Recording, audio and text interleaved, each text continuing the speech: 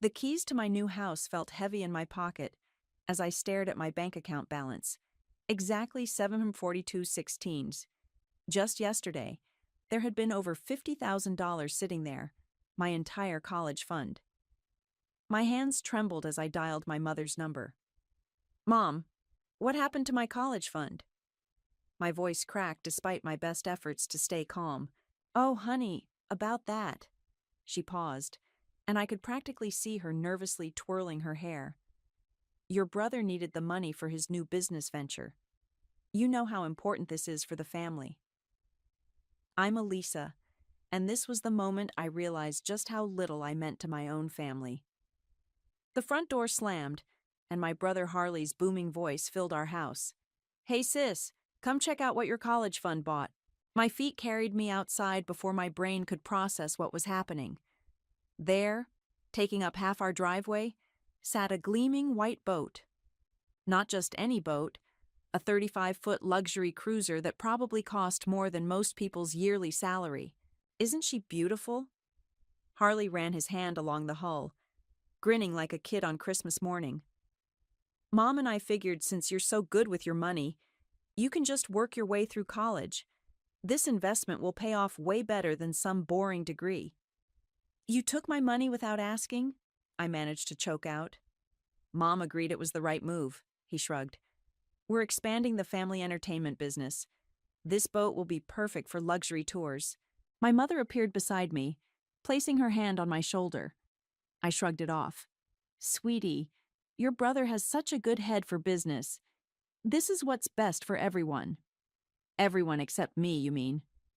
I stepped back, watching their faces. Neither looked guilty, just mildly annoyed at my reaction. Don't be dramatic, Harley rolled his eyes. You can be part of the business, too. Maybe work as a tour guide or something. My phone buzzed in my pocket. A text from my real estate agent confirming the closing date for the house I'd secretly bought.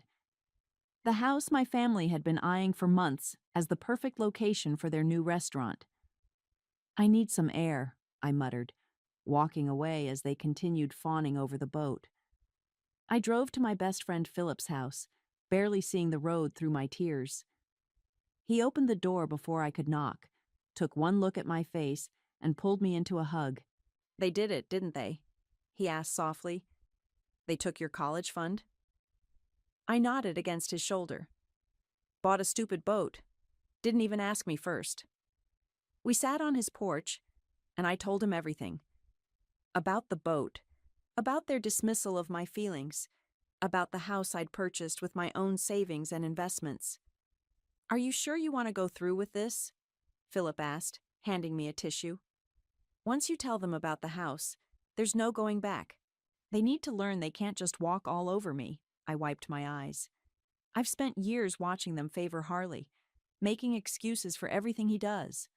Well, now they'll see what it feels like to have their dreams crushed. My phone buzzed again. This time it was my grandmother, Joanna. Heard about the boat, she said when I answered. Come over for tea? Be there in 20, I replied, grateful for the one family member who always had my back. When I arrived, Grandma Joanna was waiting with fresh cookies and knowing eyes. Sometimes, she said, sliding a cup of tea across the table, the best revenge isn't loud and angry. It's quiet and clever. I pulled out the house keys and set them on the table. Like buying the property they've been dreaming about before they could get their hands on it. A slow smile spread across her face. Exactly like that. She reached across and squeezed my hand. You've always been smarter than they gave you credit for, dear. I'm scared, I admitted, but I'm also tired of being the family doormat. Good, she nodded. Fear means you understand the consequences, but sometimes burning bridges lights the way forward. She took a sip of her tea. When do you plan to tell them? I thought about Harley's smug face as he showed off his new boat, about my mother's casual dismissal of my future. Soon, I said, gripping the house keys tightly. Very soon. The weight of the keys in my hand felt different now, not heavy with dread, but solid with purpose. My family thought they knew me. thought they could predict my every move. They were about to learn just how wrong they were. 3 years earlier, I'd overheard a conversation that changed everything. I was bringing coffee to my mother's office when Harley's voice drifted through the partially open door. "That property on Marina Drive would be perfect, Mom. We could turn it into the flagship restaurant for our entertainment empire." "It's not for sale yet," my mother replied, "but the owner's getting old. Give it a few years, and we'll make our move." I paused outside, coffee growing cold in my hands. "What about the money?" Harley asked. "We'll need at least $300,000 for the down payment." "Well," my mother's voice dropped lower. "There's always Elisa's college fund. She probably won't need all of it anyway." That night, I opened my first investment account with the $5,000 I'd saved from my part-time job at the library. The memory of that moment played in my mind as I sat across from Philip at our favorite coffee shop, watching him scroll through the photos of my new house. "I still can't believe you pulled this off," he said, shaking his head. 3 years of working 2 jobs, living like a hermit, and investing every penny." "The crypto boom helped," I admitted, stirring my latte. "Getting in early on those tech stocks, too. But mostly it was just," I gestured to my worn sweater and scuffed shoes, "this. Living below my means while they all thought I was just bad with money." "Speaking of your family," Philip leaned forward, "your brother's been posting nonstop about that boat on social media. Living the dream and family empire everywhere." I pulled out my phone and showed him Harley's latest post, a photo of him lounging on the boat that my college fund had bought. The caption read, "Big plans coming soon. Watch this space for the next Rogers family venture." "They have no idea you own the house, do they?" Philip asked. "Not yet. I used my grandmother's address for all the paperwork." I smiled, remembering how Joanna had insisted on helping. "The real estate agent thinks I'm an investor looking to preserve the property's historical character." The bell above the coffee shop door chimed, and I instinctively ducked lower in my seat as my mother walked in. She didn't notice us, too absorbed in her phone call. "Yes, we're very interested in the Marina Drive property," she was saying. "As soon as it hits the market, we want first right of refusal." Philip raised an eyebrow at me as my mother ordered her coffee and left, still talking about renovation plans and permits. "You know what's crazy?" I said once she was gone. "If they'd just asked me about the boat, explained their plans, maybe even offered to pay me back, I probably would have helped them. But they just took what was mine, like I didn't matter." "When are you going to tell them?" "I'm waiting for the perfect moment." I pulled out the set of keys I'd received yesterday. "They're having a family dinner next week to discuss their expansion plans. Seems like the right time to drop my own little bombshell." Later that evening, I visited Grandma Joanna again. She was in her garden, tending to her roses, when I arrived. "Your mother called today," she said, pruning shears snipping precisely. She was quite excited about their plans for the Marina Drive property. "Did she mention how they funded Harley's new boat?" Joanna's shears paused mid-cut. "Not a word, but I have ways of finding things out." She turned to face me. "You know, when I was your age, my own brother tried something similar. Convinced our parents to give him my inheritance early for a can't-miss business opportunity." "What happened?" "The business failed, of course," she resumed pruning. "But more importantly, he learned that taking advantage of family has consequences. Sometimes those consequences take years to surface, but they always do." "Did you ever forgive him?" "Eventually, but our relationship was never the same." She set down her shears and took my hands in hers. "Are you prepared for that possibility?" I thought about all the times I'd watched Harley get everything he wanted while I worked and saved. About my mother's constant dismissal of my dreams in favor of his schemes.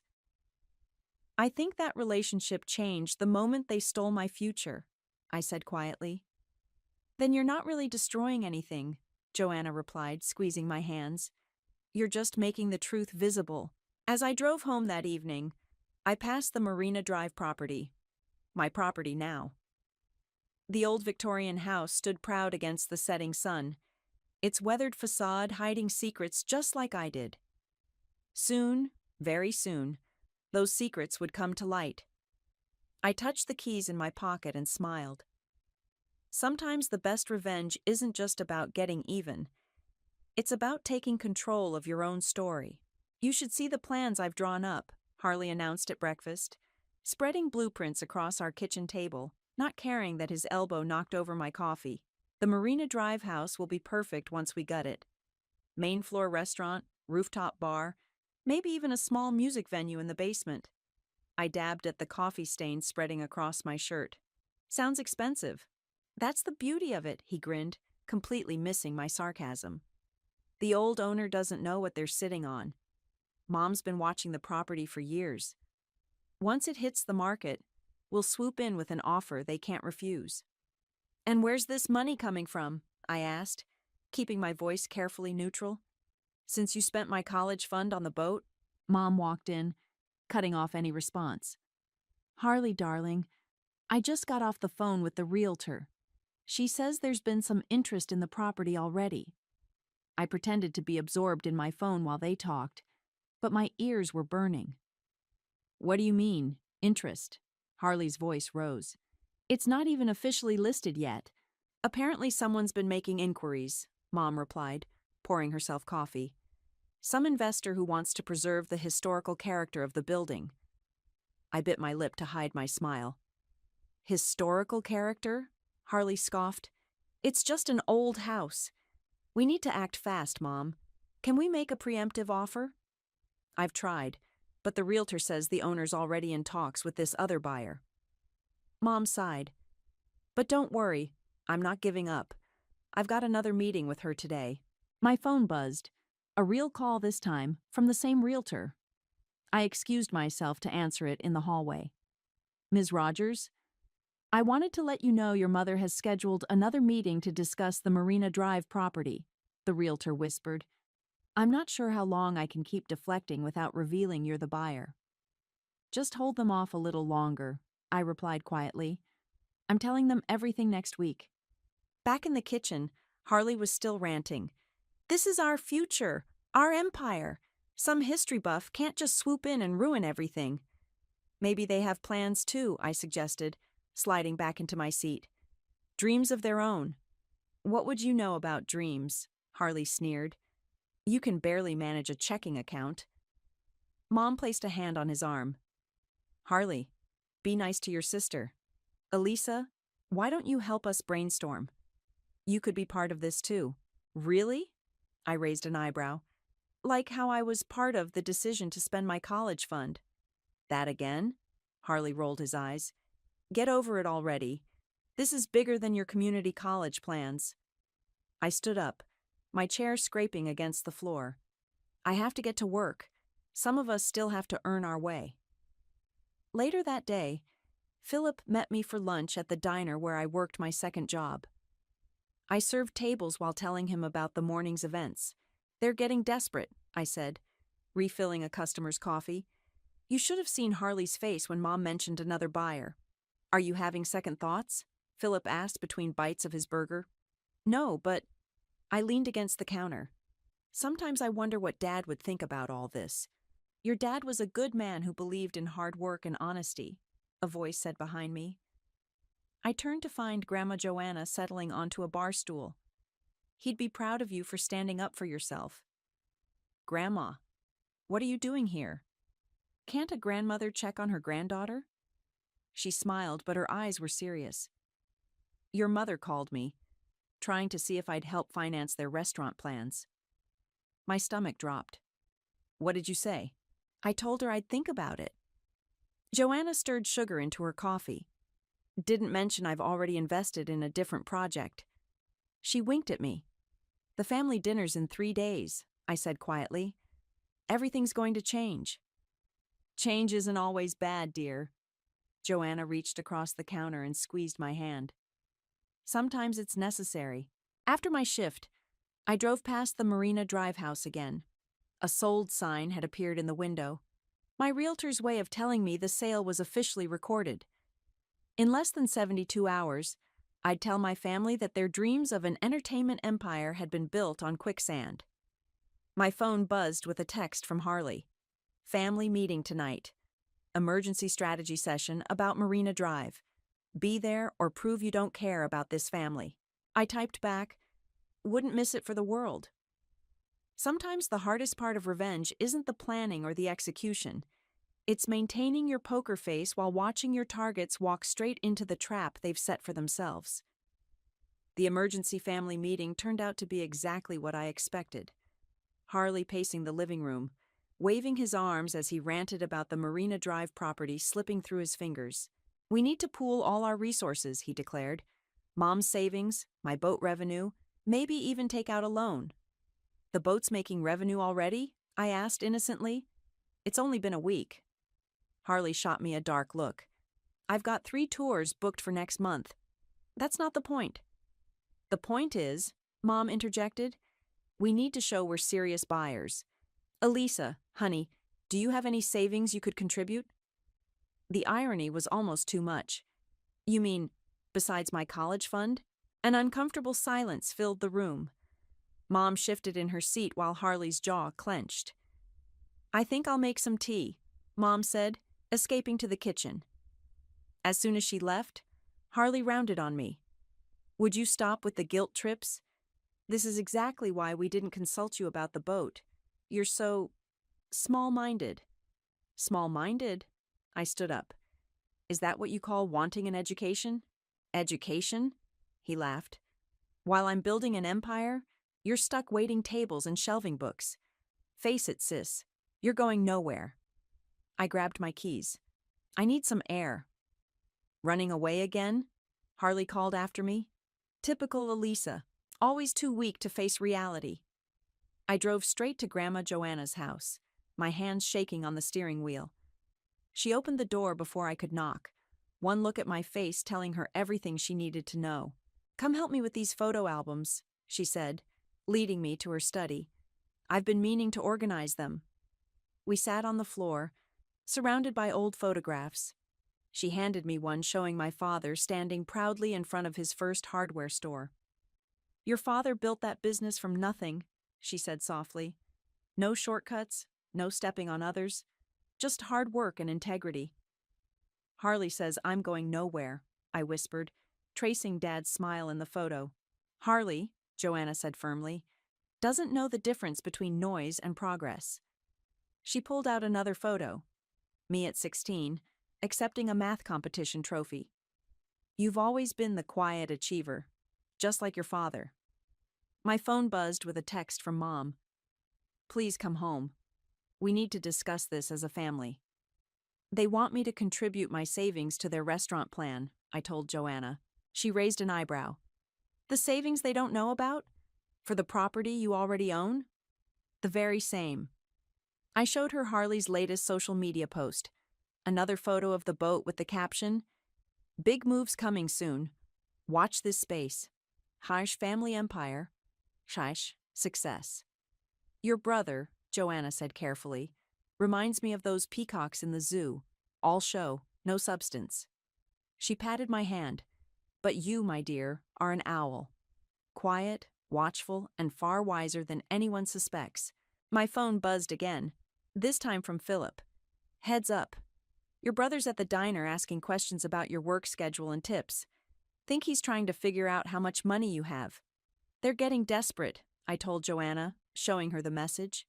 Good, she replied, surprising me. Let them squirm a bit. They need to learn that actions have consequences. When I finally returned home, Mom was waiting up. Sweetie, I know we hurt you with the college fund situation, she began. Do you? I interrupted. Because it seems like you and Harley have it all figured out.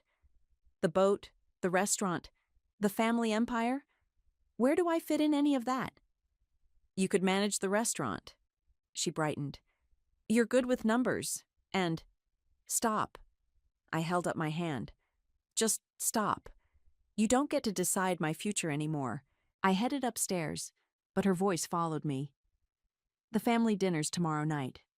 Please come. Harley has some big announcements. Oh, I'll be there, I muttered under my breath. touching the house keys in my pocket, with some announcements of my own. In my room, I pulled out the property deed and laid it on my desk. Tomorrow, everything would change. Tomorrow, they'd learn that the quiet daughter they'd dismissed had outmaneuvered them all. My phone lit up with one final text from Grandma Joanna. Remember, dear, the best revenge isn't just about winning. It's about standing up for what's right. Sleep well. Tomorrow you take back your power. I touched the deed one last time before turning out the light. Tomorrow couldn't come soon enough. The family dinner started exactly as I expected, with Harley commanding everyone's attention. Mom had prepared his favorite lasagna, and Grandma Joanna sat across from me, her eyes twinkling with anticipation. Before we eat, Harley announced, standing and raising his glass, I have some exciting news. Despite some complications with our original property plans, I've secured a meeting with potential investors for our restaurant venture. That's wonderful, darling, Mom beamed. When? Next week. They're very interested in our vision. He smiled smugly.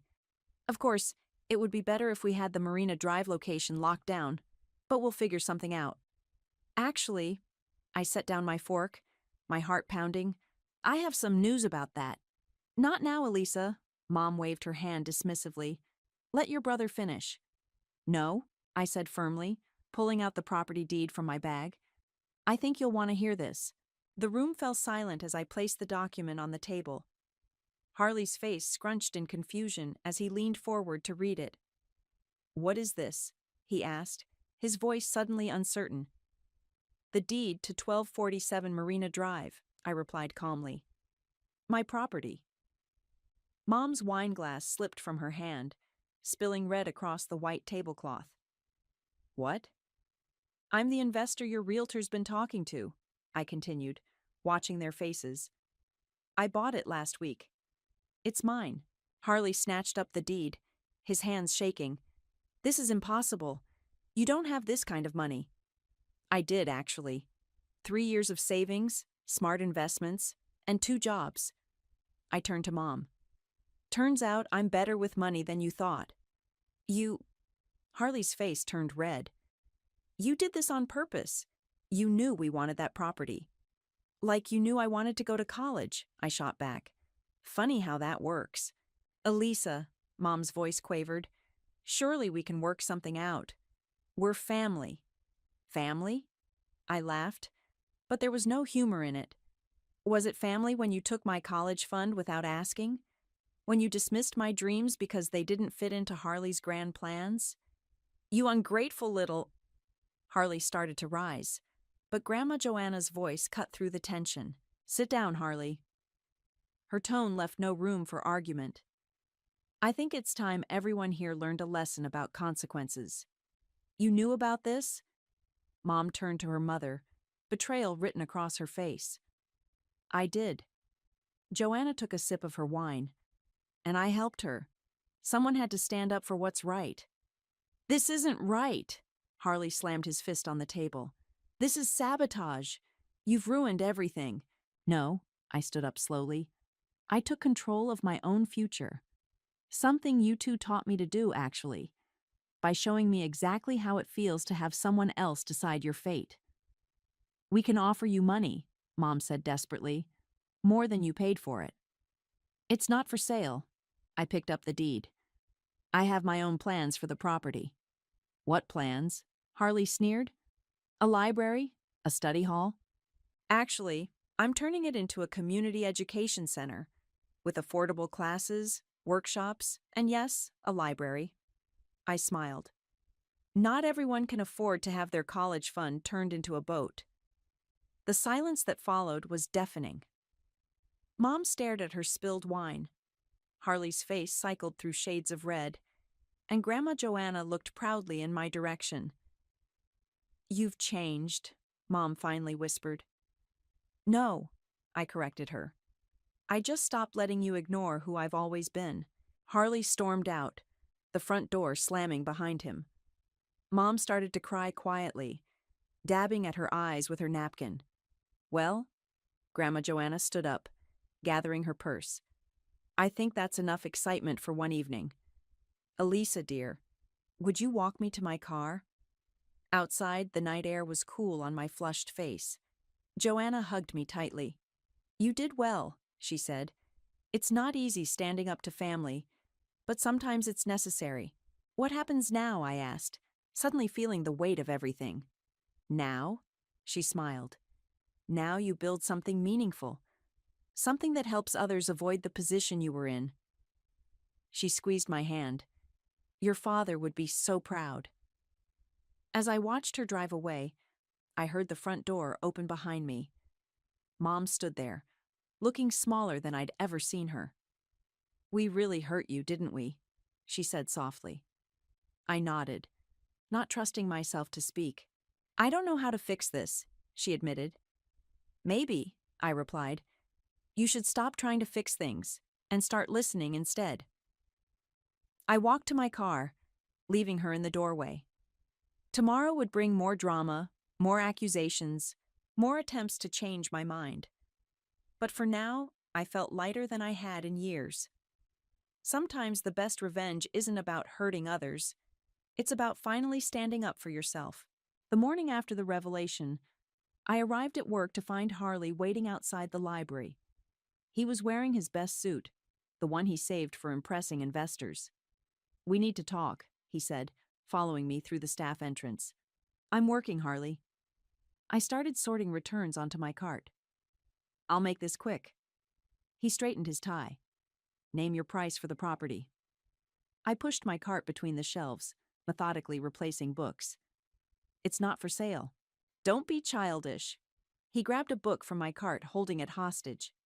This little revenge plot was cute, but it's time to be realistic. You're not really going to waste that property on an education center, are you? Waste? I snatched the book back. Like you wasted my college fund? That was an investment. So is this. I turned to face him. But my investment will help people, not just feed your ego. His face darkened. Mom's devastated, you know. She barely slept last night. Really? I raised an eyebrow. Did she cry as much as I did when I found out my future had been stolen? I talked to some lawyers this morning. He switched tactics, voice dropping low. There might be grounds to challenge the sale. Given that you used Mom's address initially. Actually, I cut him off, I used Grandma's address. Everything's legal and properly documented. But nice try. He grabbed my arm as I tried to move past him. You're making a huge mistake. Is there a problem here? My supervisor appeared at the end of the aisle, frowning. No problem, I pulled free. My brother was just leaving. Later that day, Mom showed up at my second job at the diner. She sat at the counter, ordering nothing, just watching me work. Can I get you something? I finally asked during a lull. Remember when you were little, she said, ignoring my question, and you used to play restaurant with your toy cash register? You were always so good with numbers. Mom, you could still be part of the family business, she pressed. We could work together, make it something special. Like you made my college fund into something special? I started wiping down the counter, needing to keep my hands busy. I made a mistake, she admitted quietly. We both did. But this revenge, it's not you, Elisa. You don't know me, Mom. I stopped wiping. That's the whole problem. My phone buzzed. A text from Philip. Heads up. Harley's posting about fraudulent property sales on social media. Mom saw my expression change as I read the message. He's just hurt, she defended quickly. We all are. Hurt? I laughed bitterly. He's trying to destroy my reputation because he can't handle losing. He's your brother. And I was your daughter. The words exploded out louder than intended, drawing stares from nearby customers. I lowered my voice. I was your daughter, but you treated me like an ATM for Harley's dreams. She reached for my hand, but I pulled back. I need to get back to work. That evening, I met Grandma Joanna at the Marina Drive house. We walked through the empty rooms, our footsteps echoing on the hardwood floors. Harley's getting desperate, I told her, showing her his social media posts. Of course he is, she replied, running her hand along an antique banister. He's never had to face consequences before. Mom came to the diner today, tried to convince me to sell. And I almost felt bad, until I saw Harley's posts. Joanna stopped at a window, looking out at the garden. Your father built his first store in a building like this. Everyone told him it was too old, too much work, but he saw the potential. She turned to me. What do you see when you look at this place? I gazed around the room, seeing past the peeling wallpaper and dusty corners. I see second chances, for people who need education but can't afford traditional college, for kids who need a quiet place to study, for anyone who's been told their dreams don't matter. Then hold on to that vision, she said firmly, because the next few days are going to get worse before they get better. My phone buzzed again. Another text from Philip. Your brother just showed up at my place looking for dirt on your finances. He's really losing it. Let him look, I said, showing Joanna the message. Everything I did was legal and above board, unlike some people's business practices. Joanna squeezed my shoulder. Sometimes the hardest part of standing your ground isn't the initial fight. It's weathering the storm that follows. I touched the wall of what would soon be a classroom. Then let it storm. The final showdown happened on a Sunday evening, exactly 1 week after my revelation at the family dinner. Mom had insisted on another family meeting, this time at the Marina Drive house itself. I arrived to find Harley's new boat conspicuously parked in the driveway, blocking my usual spot. Inside, Mom and Harley were already waiting with Grandma Joanna. The empty rooms amplified every sound, making the tension feel even heavier. Nice of you to join us, Harley said, his smile not reaching his eyes. I've been doing some research about this place. Have you? I leaned against the door frame, arms crossed. The foundation needs work. Electrical's not up to code. Plumbing's ancient. He pulled out a stack of papers. Getting this place ready for your little education center would cost a fortune. I know, I replied calmly. I had it inspected before I bought it. Then you know it's not feasible, Mom jumped in. Honey, be reasonable. Sell it to us, and we'll give you enough to go to any college you want.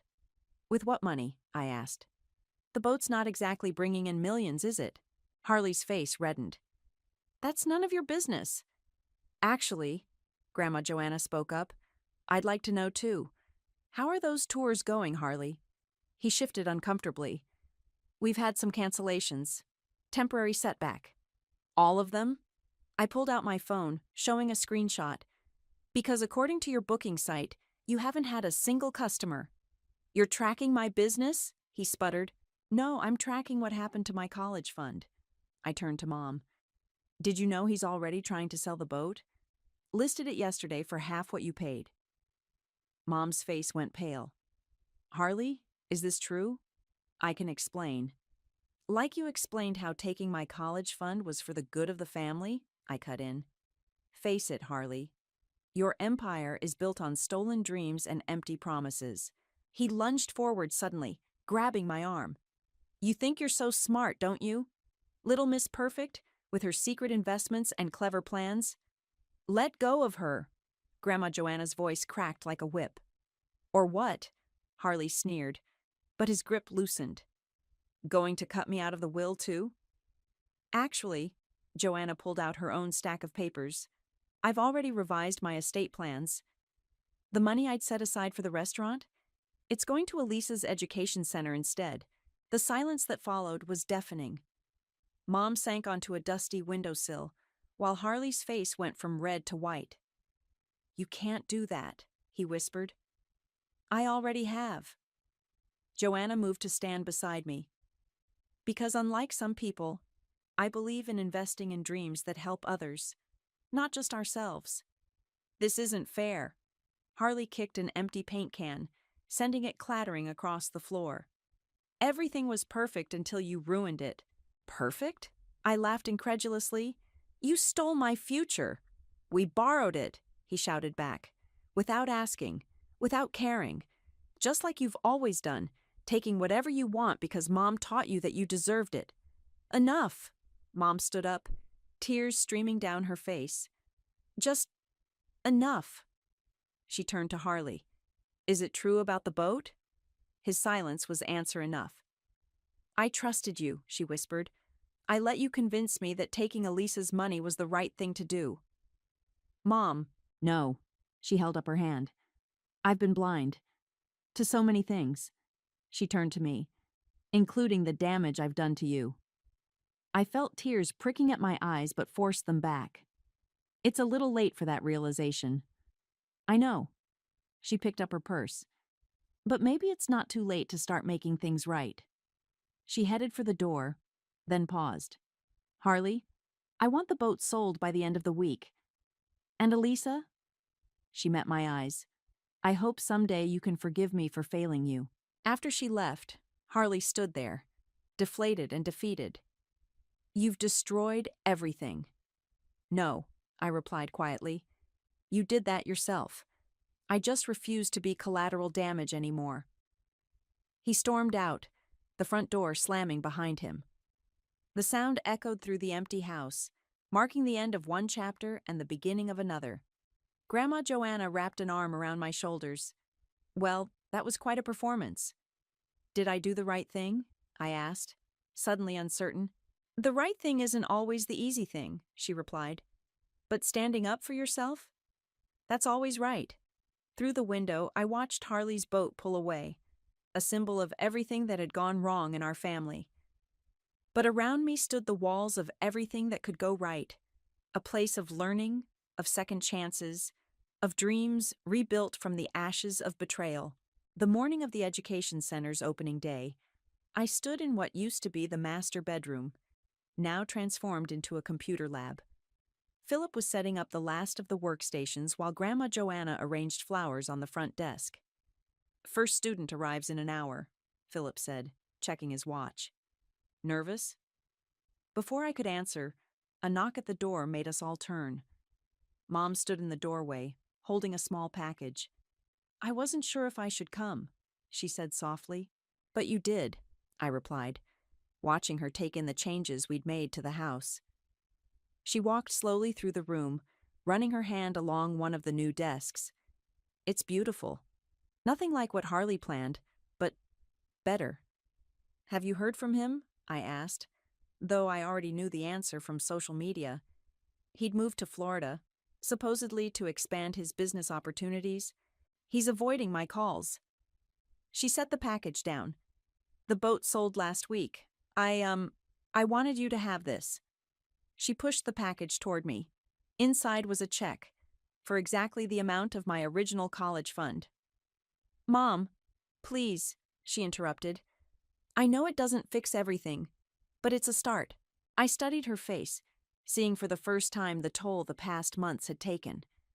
The proud, dismissive woman who had always sided with Harley was gone, replaced by someone who looked tired, real. I can't accept this, I said, pushing the check back. Elisa, please. No, Mom, listen. I gestured around the room. Look at what I built without it. Without you or Harley. I needed to know I could do that. A small group of people appeared in the doorway, our first prospective students, early for orientation.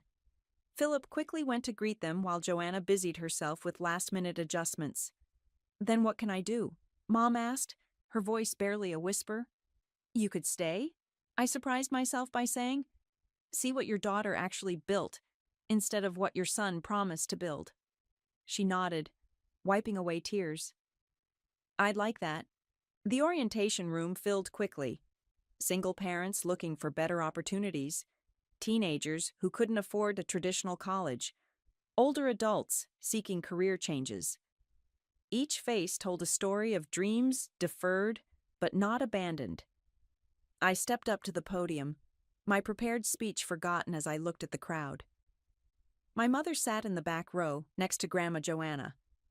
Philip gave me a thumbs up from his spot by the door. Welcome to Second Chances Education Center, I began. This place exists because I believe everyone deserves the opportunity to pursue their dreams. regardless of their circumstances or what others think is possible. As I spoke, I saw my mother crying quietly in her seat, but for once, her tears didn't make me feel guilty or angry. They felt like recognition of what I'd achieved, of who I'd become despite everything. After the orientation, as the last students filed out with their registration packets, Mom approached me again. "What you said about second chances," she hesitated. "Does that apply to mothers too?" I thought about all the anger I'd carried, all the hurt and betrayal. But I also thought about the strength I'd found because of it. "There's an adult education class starting next week," I said finally. "Basic business accounting. Maybe you could sit in, see what it's like to build something legitimate." She smiled, a real smile, not the indulgent one she used to give me. "I'd like that." As she left, Philip and Joanna joined me at the front desk. "Well?" Philip asked. "How does it feel?" I looked around at what we'd created, not just classrooms and computers, but a space where dreams wouldn't be stolen or dismissed, where people like me could find their power. "It feels like winning," I said, "but not the way I expected." "The best victories rarely are what we expect," Joanna said, hugging me. "They're better." Through the window, I could see my mother getting into her car. She paused, looking back at the house, not with regret for what could have been, but with something that looked like pride. For the first time, I realized that maybe the best revenge wasn't about making others lose, but about showing them a better way to win. "Ready to start teaching?" Philip asked, handing me the day's schedule. I took one last look around the room, at the dreams we'd build, the lives we'd change, the future we'd shape. Ready. Sometimes the hardest lessons teach us the most important truths: that our worth isn't determined by those who dismiss us, that our dreams don't need anyone else's permission to grow, and that the best revenge is simply becoming exactly who we were meant to be.